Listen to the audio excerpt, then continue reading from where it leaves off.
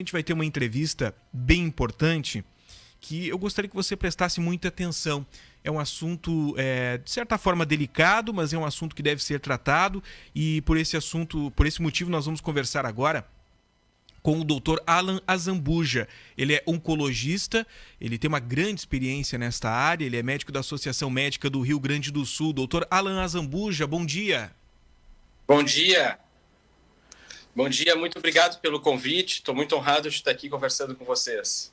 Bom, hoje é o Dia Mundial de Combate ao Câncer, né? Uma doença que você lida diariamente. Gostaria que você falasse um pouco mais sobre como é esse trato aqui no estado do Rio Grande do Sul, como você tem acompanhado essa questão.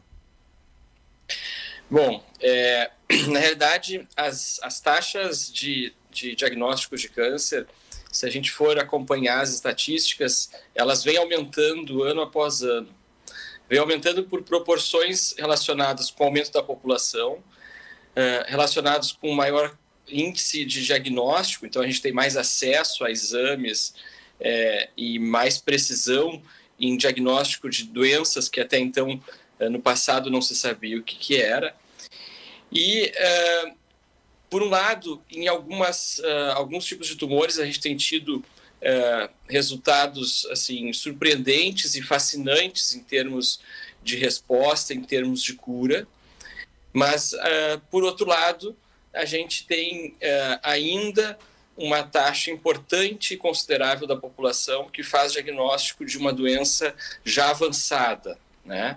Já avançada e não mais curável, em que a gente faz, obviamente, o melhor manejo médico e tratamento para oferecer a melhor qualidade de vida, mas uma doença que passou do momento, em termos de cura, do seu momento certo. E acho que isso é o dado importante, esse é um ponto importante sempre a ser conversado, que é a necessidade da população e das pessoas fazerem rastreamento, que é a intenção de procurar, na verdade, neoplasias ou procurar doenças eventualmente presentes ou em fase muito inicial e, com isso, ter uma chance muito alta de cura, né? O que nós temos que abandonar é aquele pensamento de que a gente não deve procurar doenças, porque isso sim faz com que o diagnóstico de tumores aconteça daí em fase muito avançada. Bom, tu trouxe uma informação importante no início da tua fala de que a gente tem um aumento, né, dos diagnósticos de câncer aqui no nosso estado. Mas isso necessariamente significa que as pessoas estão adoecendo mais por câncer ou que elas estão tendo mais acesso a esse tipo de diagnóstico? Daqui um pouco, há um tempo atrás, as pessoas acabavam tendo câncer e não sabiam, até daqui a pouco, que tinham essa doença até vir a óbito, até a situação complicar cada vez mais. Então, a gente liga esse aumento dos casos de câncer aqui no nosso estado a esse acesso mais rápido a um diagnóstico ou realmente essa doença ela está avançando mais aqui no Rio Grande do Sul? As duas ideias assim são verdadeiras e reais. A gente tem um aumento mundial dos diagnósticos de câncer, um aumento mundial da incidência de câncer, que certamente alguns fatores causais disso nós conhecemos, por exemplo, a exposição a produtos químicos, a exposição a radiações, a exposição a tabagismo, etc., que são causadores de tumores, né? E, por outro lado, a incidência também tem aumentado porque a gente tem tido chance de fazer diagnóstico. E bem como tu comentaste, anos atrás as pessoas pioravam de alguma coisa do pulmão, iam para um hospital, faleciam e só se sabia que era uma doença do pulmão. Na verdade, muitas vezes isso era um tumor. Então, agora, a gente tem conseguido ter mais acesso a diagnóstico, mais precisão em diagnóstico, e por isso as taxas também são maiores proporcionalmente ao que acontecia décadas atrás. Mas, certamente, há um crescimento na incidência de câncer no mundo por diversos fatores, é muito multifatorial, as causas de câncer, e certamente a gente ainda está assim, buscando esses fatores causais para buscar daí mais chances de controlar uma doença que está entre as líderes das doenças como causadoras de morte, né?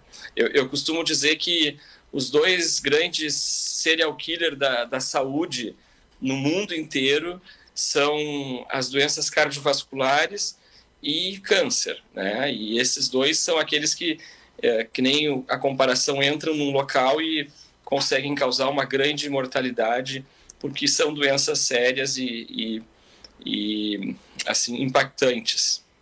Bom, eu tenho certeza que o ouvinte deve estar se perguntando, né? Você trouxe algumas questões que influenciam, né, no surgimento do câncer. As pessoas devem estar se perguntando agora, mas a maioria dos cânceres, eles podem ser evitados com a adoção de algum cuidado específico, de uma mudança de hábito daqui a pouco? Há algo que a gente possa fazer no nosso dia a dia para evitar ser vítima de um câncer, por exemplo? Certamente sim. As duas coisas mais importantes que a gente pode fazer, os dois grandes grupos de atos que a gente pode fazer para evitar a morte por câncer, um é o que eu comentei no início, que é a gente fazer rastreamento. Então, procurar um oncologista, procurar um médico que tenha esse tipo de conhecimento e fazer periodicamente exames de todos os locais possíveis para se ter um câncer.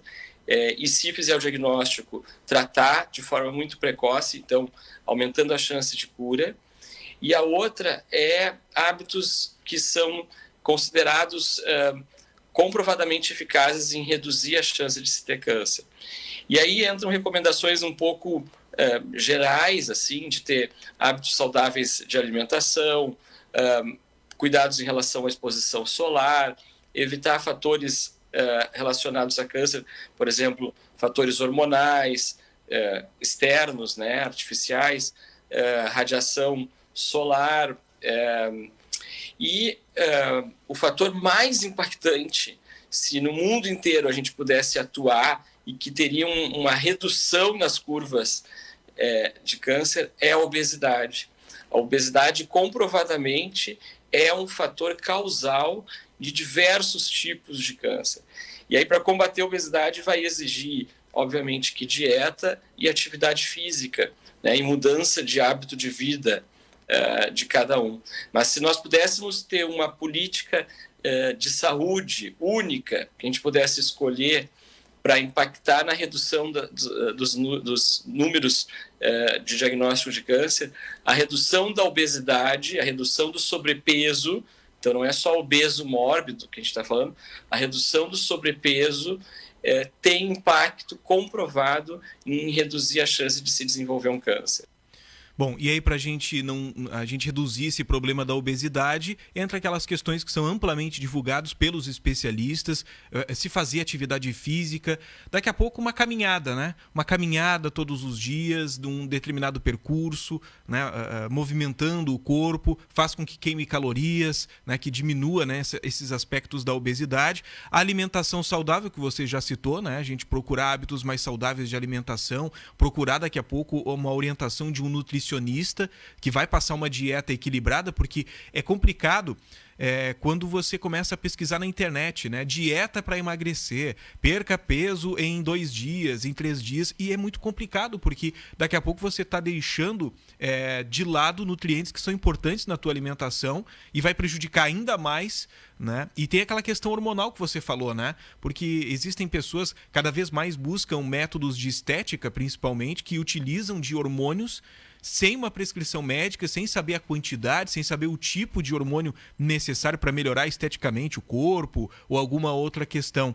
Então, essa orientação de um especialista, ela é válida em todas essas questões. Com certeza, não, com certeza. Atividade física, dieta balanceada, dieta o máximo orgânico. A gente sabe que existe um fator relacionado entre os agrotóxicos e o desenvolvimento de câncer. Então, infelizmente, isso tem um impacto a médio e longo prazo. E hábitos saudáveis são talvez um conjunto de condutas assim que podem impactar. Nós aqui do Hospital Mãe de Deus, a gente tem um programa de rastreamento e de reabilitação que busca fazer isso. Não só as pessoas que já tiveram um diagnóstico, mas também aquelas pessoas que nunca tiveram um diagnóstico, que a gente consiga ter uma conduta que a médio e longo prazo vai reduzir o risco de desenvolver um câncer. Esses exames preventivos, né, que você citou no início, mesmo você não sabendo, digamos assim, que tem algum tipo de câncer, buscar realizar algum tipo de exame. A gente sabe que tem câncer de intestino, que ele é, por exemplo, um dos tipos de câncer que, se você descobrir precocemente, lá no início, né, através de um exame específico para isso, você consegue tratar e, na maioria dos casos, ter um tratamento muito positivo, evitando, né, inclusive, que se forme o câncer se você fizer numa determinada época da sua vida o exame. Isso. Então, existem alguns exames e algumas condutas que podem parecer num primeiro momento que não teve nenhum impacto, né? Então, fazer uma colonoscopia, como tu mencionasse, vai hoje tirar um pólipo que hoje não é tumor, né? Mas que em 4, 5, 6 anos ele iria se formar como um tumor de cólon e eventualmente evoluir de uma forma agressiva, com doença metastática e levar aquela pessoa à morte. Então esse é um dos exames que a gente tem como rotina fazer, e essa rotina não precisa ser anual, em alguns exames. Outro exame assim, muito simples e fácil de dizer é a rotina que a gente tem de mapeamento de sinais em pele.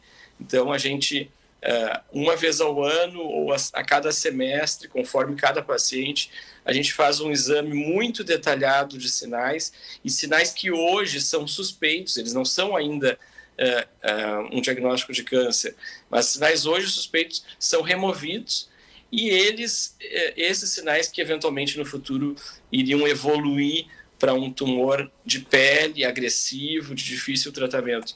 Então existe um conjunto de exames, e claro que a gente individualiza isso, porque entra a história familiar, entra hábitos, e em alguns pacientes precisa mais exames para uma determinada área do que para outra.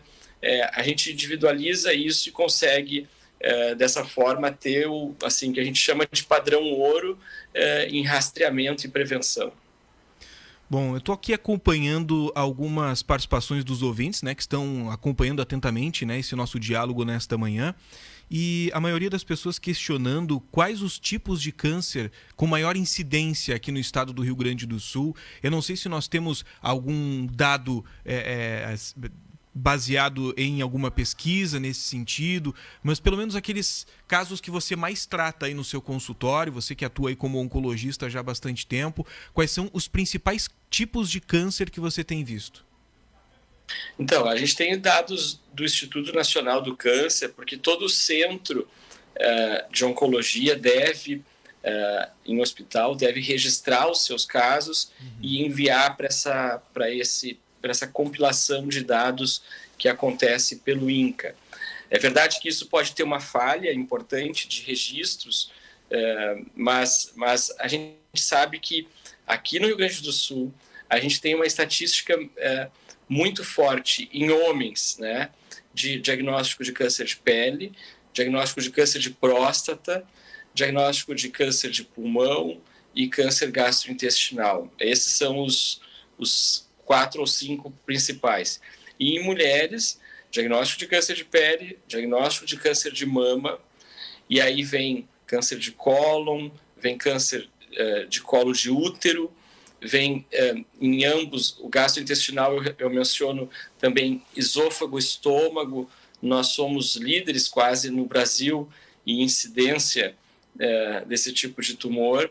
Não se sabe muito bem porquê, se tem um fator genético presente nessa relação, mas esses são os principais tumores assim na nossa estatística. Pois é, chama atenção, né? A gente ter uma formação um pouco diferente, né? Sendo líderes, como você falou, nesse tipo de câncer aqui no Rio Grande do Sul. A gente espera que a ciência ela avance para que a gente descubra quais são os fatores, né, que estão fazendo com que a população gaúcha tenha essa maior incidência. A população gaúcha tem uma característica genética diferente do resto do Brasil, em verdade. Uhum. Nós temos uma influência europeia muito forte em termos de características genéticas, né? E algumas características de hábitos que também são diferentes do resto do Brasil. Então, um consumo muito alto de carne, um consumo muito alto de chimarrão, né? Mas não interpretem que eu estou dizendo que isso causa câncer. Sim. Né? Ninguém precisa abandonar o seu chimarrão diário, de forma alguma. Mas se tem hipóteses possíveis relacionadas a essa incidência diferenciada aqui do Rio Grande do Sul em relação ao Brasil. Bom, eu tenho certeza que você enfrenta situações complicadas no seu dia a dia, né? Como, por exemplo, informar um paciente que ele está com um câncer agressivo, que ele está com um câncer num estágio mais avançado, onde já é bem difícil, digamos assim, a cura. Como é que é para um profissional da área da saúde ter que passar essa informação?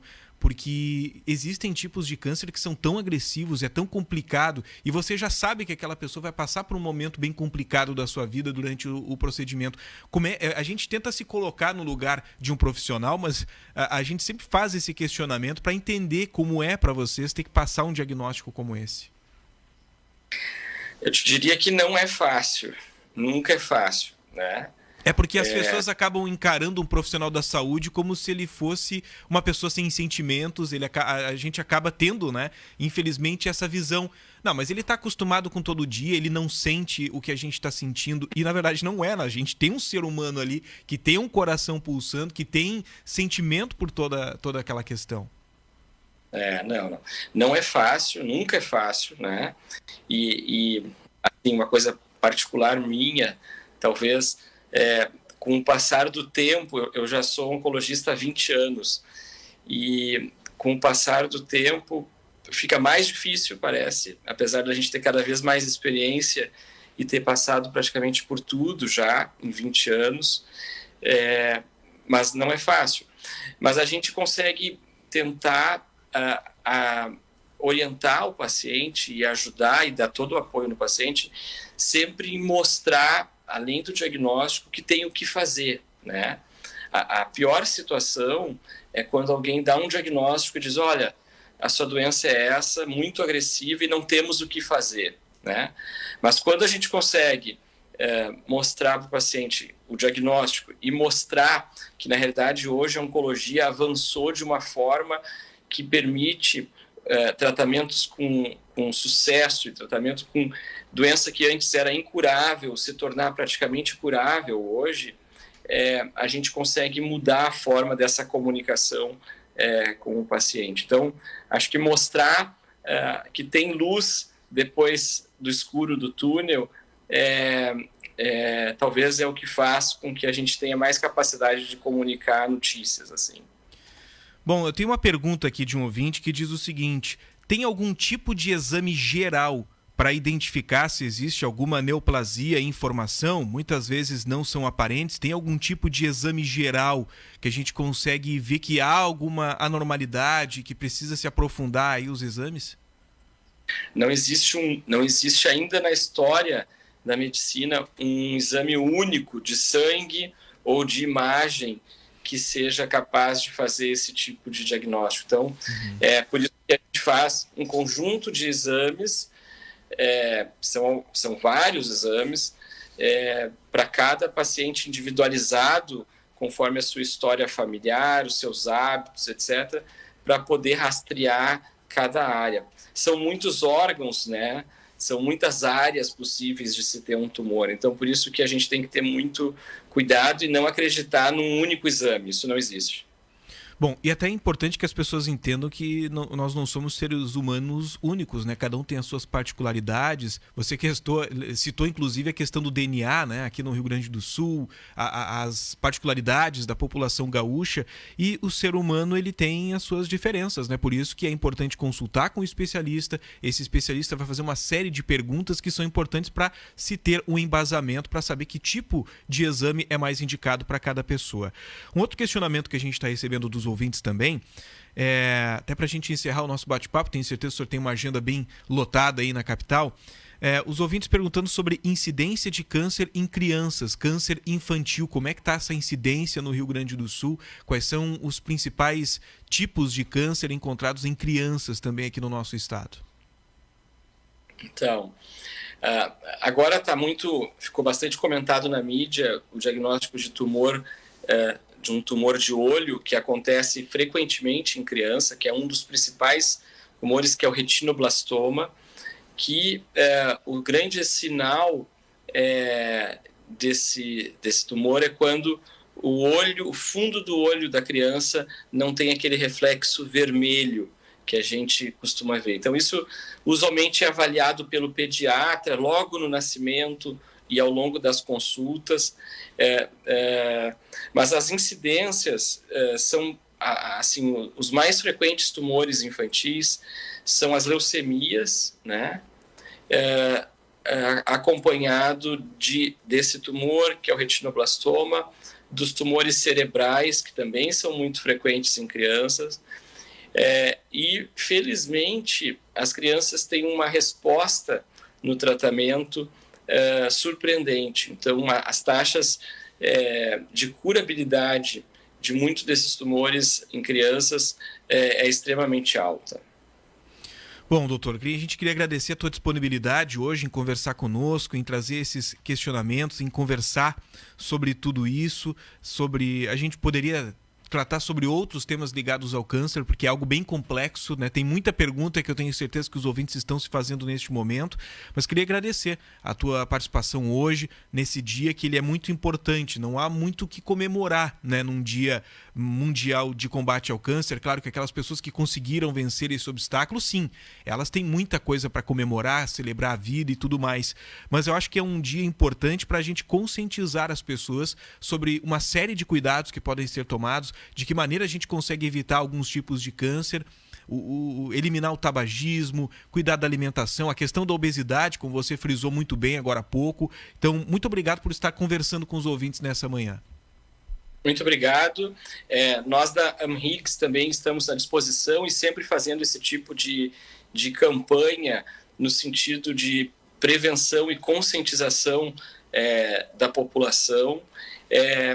Eu concordo que a gente tem que conscientizar e acho que o comemorar é válido não só por pacientes que foram curados ou tiveram uma resposta muito boa para o tratamento, mas também pelo fato do avanço que já se teve nessas últimas décadas em tratamento de oncologia, que revolucionou uma doença que tinha uma chance de morte altíssima e que agora a chance de morte é muito menor, muito baixa em relação a alguns tumores. Muito obrigado pelo convite.